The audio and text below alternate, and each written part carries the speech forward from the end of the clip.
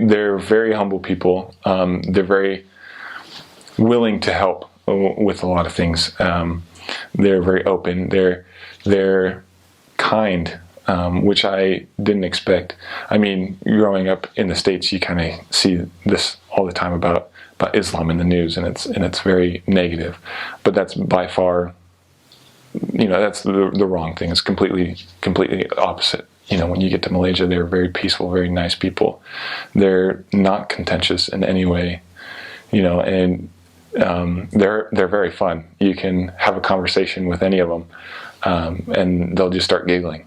They love the fact that if they see a foreigner speaking Malay, they're like, they just get very enthused and very excited that someone's actually learning their language and wanting to know more about them and things of that nature. They're very uplifting. I met a lot that were very kind, and I remember one time I didn't have enough money, or I had the wrong type of bill. Sorry, I had like a 50 ringgit, and he wanted small change for the meal. I bought some roti, and it was like 3 ringgit or something like that, and I didn't have the proper change. And he's like, "Oh, you know what? That's fine. Just come back and pay it tomorrow."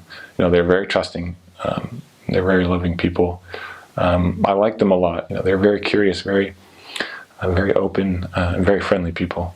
One really neat thing about the Malaysian culture, I especially noticed this in East Malaysia, was the emphasis on treating your guest well. And so a lot of times, like if you go knocking on doors or when you go to visit someone, they're always, whenever you let someone into your home, you're supposed to give them something to eat and drink, kind of culturally. Pretty much every time you went into someone's house, they would give you something to eat or drink. And sometimes if they didn't have anything, they would hand some money to their little kid and send them out to the store. Go grab something. We've got guests. We need to provide them with eat and drink. And so that was kind of a neat culture to see how important it was for them to have visitors come into their house. If you point your feet at someone in Malaysia, that's considered very rude. So a lot of times you'll go into houses and you'll be sitting on the floor because they don't have furniture or whatnot. And so you usually sit crisscross applesauce, but you don't want to point your feet at people because that's considered extremely rude. Something to be aware of, I guess, is this plays into the fact that whenever you go to someone's house, they give you food and drink.